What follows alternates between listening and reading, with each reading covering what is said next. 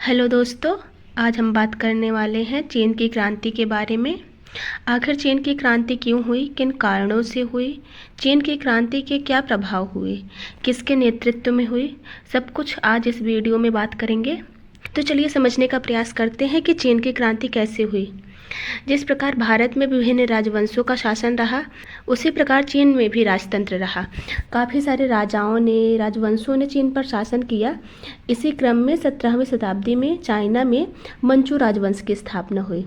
इस दौरान चीन में शांति रही, काफ़ी विकास हुआ, लेकिन 19वीं शताब्दी आते आते पश्चिमी शक्तियों जैसे ब्रिटेन, यूएसए, फ्रांस, रसिया, जापान का व्यापार में हस्तक्षेप बढ़ने के कारण चीन में उथल पुथल हुई और बाद में चीन में इसके विरुद्ध क्रांति हुई। 1911 में डॉक्टर sun yat-sen के नेतृत्व में चीन में राजतंत्र की समाप्ति हो गई। लेकिन समस्या यह हुई कि इसके बाद जो सरकार आई थी वो कहीं न कहीं चीन के हित में नहीं रही और वह साम्राज्यवादी ताकतों से समझौता कर बैठी।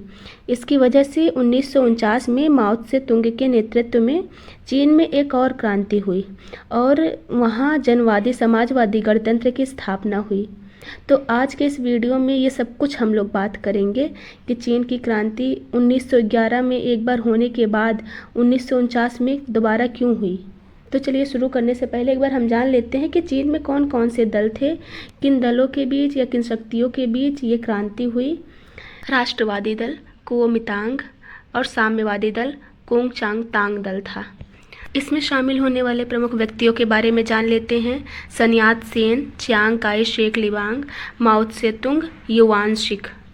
तो चलिए समझने का प्रयास करते हैं कि इसकी पृष्ठभूमि क्या थी। मार्को पोलो के विवरण के पश्चात चीन में पश्चिमी शक्तियों का आकर्षण देखा गया। 16वीं सदी में पुर्तगालियों ने चीन में प्रवेश कर आर्थिक लाभ लेना शुरू किया और धीरे धीरे अन्य यूरोपीय देश भी लाभ लेने की कामना से चीन पहुंचे। यूरोपीय व्यापारी रेशमी वस्त्र, चाय, बर्तन आदि वस्तुओं को चीन से खरीदकर यूरोप में बेचकर अपना लाभ सुनिश्चित कर रहे थे। इसी को देखते हुए 18वीं सदी में इंग्लैंड चीन में अफीम के निर्यात पर बल दिया और 1825 ईस्वी तक चीनी लोग अफीम के इस कदर आदी हो चुके थे कि यह विदेशियों के निर्यात की सर्वप्रमुख वस्तु बन गई थी। जब चीन में अफीम के आयात पर प्रतिबंध लगा दिया गया तो ब्रिटेन और चीन के बीच अफीम युद्ध हुआ और इस अफीम युद्ध में चीन की पराजय हुई, जिसके बदले उसे ब्रिटेन से नानकिन की संधि करनी पड़ी और ऐसे में अनेक चीनी बंदरगाहों पर ब्रिटेन का नियंत्रण हो गया। इसको देखते हुए ब्रिटेन के बाद फ्रांस और अमेरिका ने भी ऐसी संधियां की। इसके फलस्वरूप चीन के अनेक बंदरगाहों पर पश्चिमी शक्तियों का आधिपत्य हो गया। चीन की क्रांति का एक और कारण था ताइपिंग विद्रोह, जो 1851 से 64 के बीच हुआ।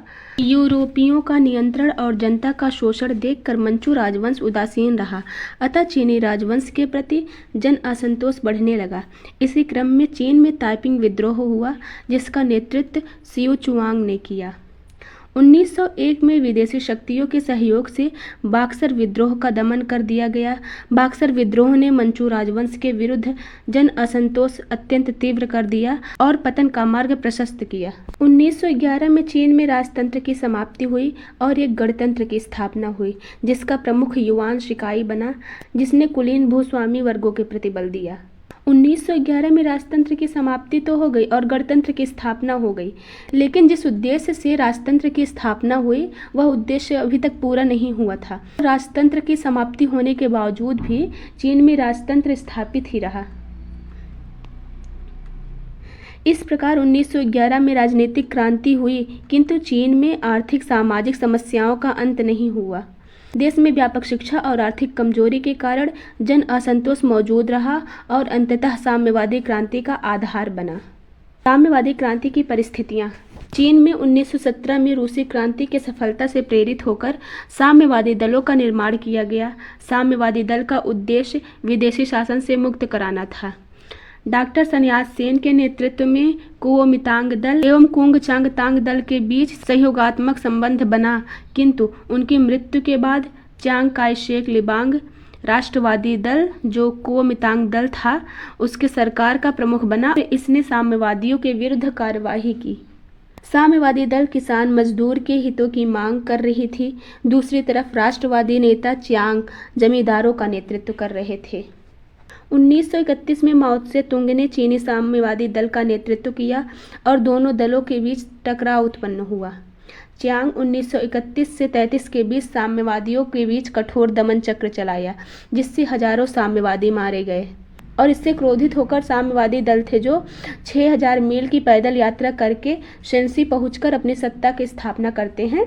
1937 में जापान ने चीन पर हमला करके नानकिंग पर अधिकार कर लिया। इस समय चीन में साम्यवादी और राष्ट्रवादी सरकार के बीच गृह युद्ध चल रहा था। अमेरिका और ब्रिटेन इस युद्ध को रोकना चाहते थे। पश्चिमी शक्तियों और चीन के राष्ट्रवादी दल के बीच समझौता हुआ। पश्चिमी शक्तियों ने अपने अधिकार त्याग दिए। जब 1937 में चीन के नानकिंग पर जापान ने अपना अधिकार कर लिया था, तो अमेरिका और ब्रिटेन जापान को रोकना चाहते थे।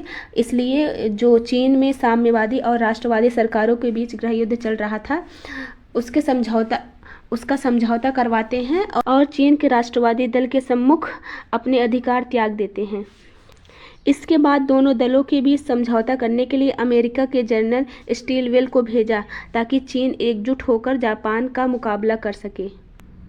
इस युद्ध में जापान ने आत्मसमर्पण किया। अब जापानी नियंत्रण वाले क्षेत्रों पर अधिकार को लेकर दोनों दलों के बीच संघर्ष शुरू हुआ, जिसको रोकने के लिए अमेरिका ने मार्शल योजना प्रस्तुत की, जिसके तहत कहा गया कि जो दल चीन में जहां हैं वहां शासन करे। किंतु यह योजना लागू न हो सकी और साम्यवादियों ने चीन के विभिन्न क्षेत्रों में नियंत्रण करते हुए चियांग की सरकार को भगा दिया, जो फार्मोसा द्वीप, आज का जो ताइवान है, वहां जाके चीन के राष्ट्रवादी दल की स्थापना हुई। इस तरह 1 अक्टूबर 1949 को चीनी जनवादी गणतंत्र की स्थापना हुई। माओ त्से तुंग उसका प्रमुख बना। अमेरिका ने इसको मान्यता न देकर ताइवान को वास्तविक चीन के रूप में मान्यता प्रदान की और आगे चलकर 1971 में उसने चीनी साम्यवादी राष्ट्र को मान्यता प्रदान की।